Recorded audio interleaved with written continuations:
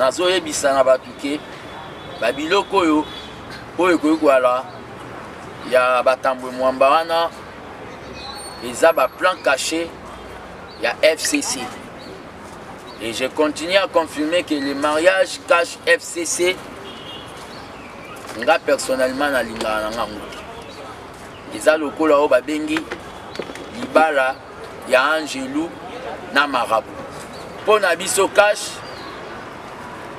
la porte est grandement ouverte. Na Modeste Bahati. La porte est grandement ouverte. Na condition mo boye ayebake na cache il y a le directeur Kamere Lamuka ndenge na lobaka tababa tebele la la libanda Lamuka lelo ebimi tabao elali libande polé limbula ultimatum sans délai. Ils vont voir les combattants de l'UDPS dans quelques jours dans la rue pour demander qu'il y ait un gouvernement. Le pays ne peut pas vivre sans gouvernement à cause ya batumoko o bamona cop na bango ba komisa Congo cop na bango.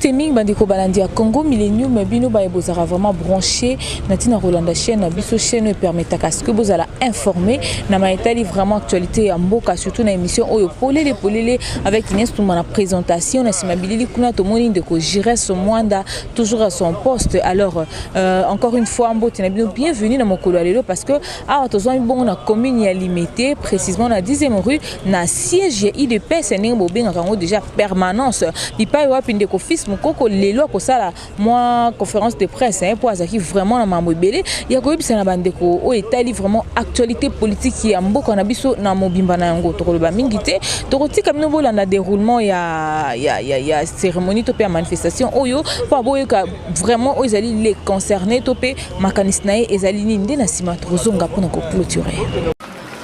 Donc ça la plaisir ya bolanda bino lelo na tant que gardien du temple na tinato meka pour ça là babengi communication par rapport à la situation politique dans la situation générale il y a l'état congolais l'IDPS c'est un parti où il y a la liberté d'expression.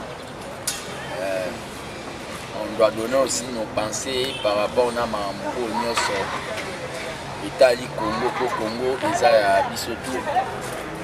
Premièrement, en rapport avec échec ou équipe nationale, il doit qu'il y ait na compétition. Point de vue nanga, et ça d'abord que on doit arriver à changer un peu les choses quoi. Et ça c'est que mutumoko bana babotami bakoli bakomi ba majeur yé azala kaka. Donc les cas il y a par exemple Constant Omari il faut tomber à atika poste wa mutumsi soit mema ou babengi maele nae c'est l'alternance donc les osengake osali otikeli pe batu misusu fekofa eza bien privé na été fekofa pe ndenge eza na batu misusu pe baza na moins expertise mais mpona kao etali le coach Ibenge on ne suit pas des chèvres à la fois, c'est-à-dire Boaz a beaucoup plus consacré. Il faut apprendre entre Vita et Léopard. Il faut apprendre le moko. Donc, cumuler des équipes, ils ont fait ça bien. Et ça, là, il y a un régime passé, mais point de vue nanga ifa pona eloko moko entre vita na nini. Donc on ne suit pas des chèvres à la fois. En rapport avec la situation politique, Oyoka Indenge batu ya FCC bazo insister na o babengi candidature ya Tambwe Mwamba na Sénat. Le FCC nazoka moi-même bajeune à FCC. Biso na eu de peste. Hier c'était Paul Capita, Liaou Marcel, mais lelo na eu de peste. Eza na o babengi fils Moukoko, Augustin Kabouya, Jean-Marc Kabound. Il y a eu relève et salami. C'est anormal dans un mouvement car même Bilongi Wanande et Zalaka depuis Mobutu et comme na Afdel Bakoti même Bilongi na FCC car bangonde il faut bazar. Personnellement, les messieurs en question Tambwe Mwamba azo mérité, ça je l'ai dit comme citoyen congolais, azo mérité kozala o babengi président ya Sénat. Ezana o babengi mitema, ezana ba o babengi ba plan caché à FCC contre biso na tina été batia mutu moko o azana na problème. Tambwe Mwamba azana problème, azana o babengi plainte internationale, donc mandat d'arrêt. Bazui Tambwe Mwamba bazo proposer. Bazui susu ba proposer mutu so azana susu na problème ya ba mambwa bakamwe na sampo. Bochab ba proposer sous na Sénat. Comment bozo linga botia bato bazana ba problème na institution? Ça ne s'explique pas. Donc, et en plus, Tambwe Mwamba, Azan et Loko Moko Obaloba, Asala crime. Crime na ezana na 1998 à bombardaki avion. Na batu na kati. Disparition ya ba combattant IDPS na prison à Makala. Ezana mutu na. C'est pour cela nazo yebisa na batuke babiloko yo oyo koyala ya Tambwe Mwamba wana eza ba plan caché ya FCC. Et je continue à confirmer que le mariage cache FCC. Nga personnellement na linga na ngango eza lokola o babengi libala ya Angelou na marabout. Donc, ego simbate déjà bazana o babengi ba idée ya mabe contre le président de la République. Ils veulent bloquer la machine.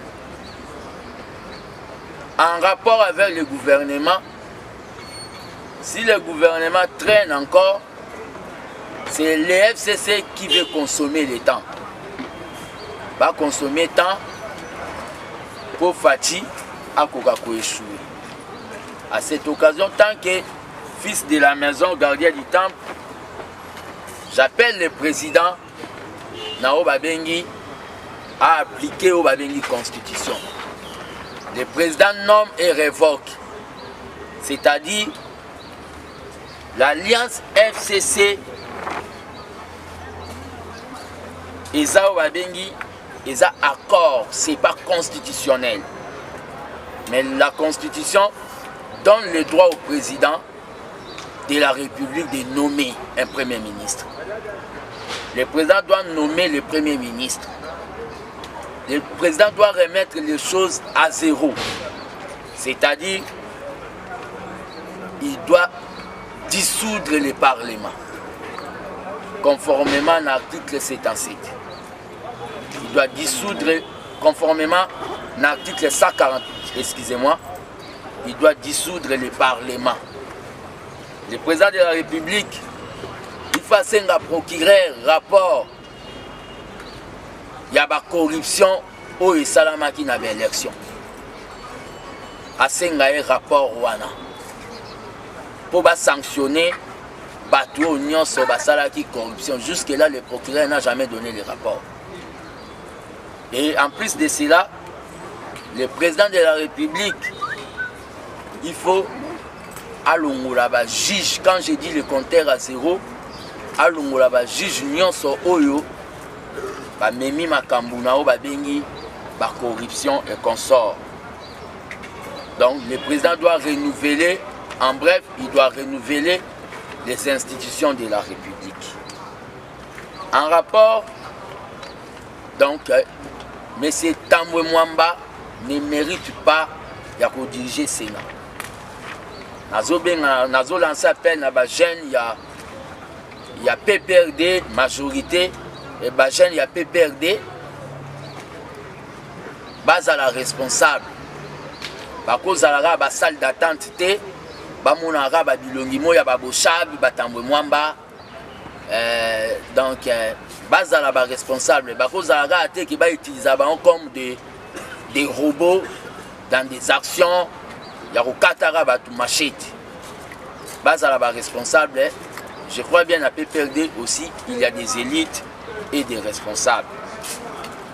Et en deuxième lieu, na sepeli na oyo Modeste Bahacha Sali, c'est-à-dire à la kisike azana courage politique. C'est ça un homme politique. À la kisike a occupé ko cavalier seul. Pour Nabiso cache, la porte est grandement ouverte. La Modeste Bahachi. La porte est grandement ouverte. La condition moboye aébake, na cache, il y a le directeur Kamere, il y a Kinke Mulumba, il y a notre papa de l'Équateur, son nom échappe, ça viendra. Aébake, préséance na cache ça. Aya kosala biso GT, la Géo Basala quitte les FCC pour aller là-bas, torpiller les histoires. Aya n'a un rêve qu'il y a un jour, à Komao Babengi par exemple, tête na kacha makambo. Il y a aussi un problème. La Mouka, ndenge na lobaka, tababa tebele la la libanda. La Mouka lelo, ebimi tabao et la libande pour les limbula. Tababa tebele la la libanda, c'est-à-dire, au kanisi ke tabana, Ezaya Augustin Kabouya dans la cité de Loya, tabala li libanda. Bakanisi ke tabana, Ezaya ngai, naza na temple, tabala li libanda. Bakanisi ke taba, Ezaya Jama Kaboun naza na ensemble, tabala li libanda. Taba bato ebele, et là la libanda. La Mouka, il faut tous aller en prudence. Nazoeb Sarabatu, Koya Yabat ya bienvenue, mais Kolongwana épée na FCC, il faut tous aller en prudence. C'est-à-dire, les camps, il y a FCC, Bako Bimisa Bahati, net na opposition, Natina Ayakoko ma porte-parole, il y a opposition. Ils ont des calculs dans le laboratoire. Par rapport à l'Italie sorti à gouvernement, le président doit prendre ses responsabilités. Et nous sommes prêts, si le président prend ses responsabilités, il nomme le premier ministre. Si les FCC osent, nous sommes prêts à mobiliser les peuples pour te mettre hors d'état de nuire. Le président le barato déboulonné parce que baso la sa mauvaise foi. Le pesi bango o babengi ultimatum sans date. C'est-à-dire ultimatum sans délai. Ils vont voir les combattants de l'UDPS dans quelques jours dans la rue pour demander qu'il y ait un gouvernement. Le pays ne peut pas vivre sans gouvernement à cause de Batumoko, ou Bamona Cop Nabango, Bakomisa Congo Cop Nabango. Ça, c'est un point. Avec l'armée des bâtisseurs tissérédistes, où les Asbelo Nazo dirigé, l'armée des bâtisseurs tissérédistes, ils ont marché très bien. Tous un objectif Nabiso, Tony Pessa, l'avenir c'est maintenant. C'est-à-dire, tous les bandades qui ont préparé l'élection municipale, dans la session, il y a instruction sur la surveillance électorale dans quelques jours. Natina, tout préparé l'élection municipale et locale. L'armée des bâtisseurs, vision Nangwezanine, que en 2023, Fatifa Zouao Babeni majorité écrasante. Donc, on s'est transformé dans Babengi plateforme électorale, c'est-à-dire nous allons présenter aussi nos députés. Natina été là où peut-être l'IDPS ne sera pas, ceux qui sont armés des bâtisseurs, tous les voix wana, tous les bâtisseurs on a eu des pèses. Et on a lancé appel na batutu pour na soutien na Mambo Etali, armée des bâtisseurs, et sa vision de loin pour na kosunga président Asala des mandats. Mais nous avons dénoncé la tracasserie Oyo, armée des bâtisseurs et Zozwa, na niveau équateur. Bisoto Linga lobby président Zwa des mandats, mais un certain monsieur, ministre il y a budget et plan, il y a Équateur, mais c'est Jean-Claude Mbongo, il est le président fédéral de l'UDPS, il est en train de combattre l'implantation et l'armée des bâtisseurs dans le niveau Équateur. Je dénonce ça, et Nazoye Bissana Batouke, pour barrer route Nao Babengi, Moyibi Namboko, confusion, au Balubaka, il y a poche nayo, il y a salaire nayo nambongo à l'État. L'armée des bâtisseurs compte organiser atelier moro dans quelques jours. Au Babeni atelier sur la lutte contre les antivaleurs. Opération Maboko Pembe. Thème Nangweza, perspective de la bonne gouvernance en RDC, utopie ou réalité. Donc, il y a tout ça, si on a besoin, il y a des vrais Congolais qui comprennent Makambango Yamboka. Je profite de cette occasion pour dénoncer. Makambo Ezosa Manalwa là-bas. Chez Richard Mouej, le gouverneur. Dans là-bas, Richard Mouej, en complicité d'un ministre de Mine, Kombo nae Jean Tizanga, P. Namuteka, ministre de la Finance, Bazo Zwa Obabengi, richesse à Congo, bien à l'État, Bazo Sakanango, côté Kayango, donc Bazo Sala de n'importe quoi. Je suis en train de dénoncer ça, tant que gardien du temple sentinelle de la République. Je dénonce encore Makambo Ezo Sala Manassele. Amiral Mombonda Borenyaka sera ba Mobutu lelo yozo kende ko bimisa peuple à Congo libanda alala bokokata guerre tenaftel amiral soi-disant amiral okende ko bimisa peuple à Congo balala libanda. Je suis en train d'appeler na yo zonga la raison ko revêter ça c'est un état de droit. C'est-à-dire, Nazoye Bissana Bato Bazakuna Bakoka ko résister, mais Bato à la loi là-bas, pour résister les Richard Moué Chouana. Loi là-bas et ça a été. Ça c'est aussi un point. Et à part ça, j'attends ma question à Bino pour répondre. Non, merci beaucoup.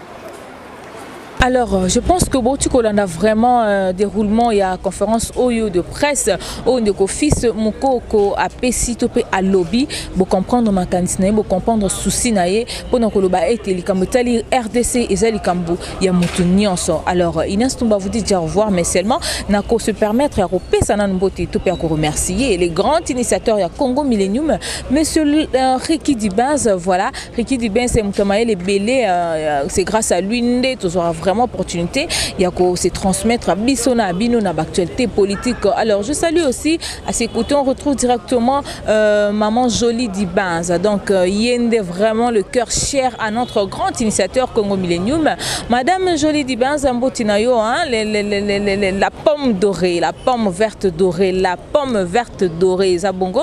En tout cas, merci beaucoup à toi, à mon pandi, na pembe, na autant mon chef, na bisoto, mon directement que les choses marchent mieux. Sans yo à 0-0. Alors, je salue aussi Monsieur Lanx Longelo, les monuments de Bundes. Ndera lobana Congo peut on a besoin de monument na sur Salibson Baroto et Zalabie Makasi.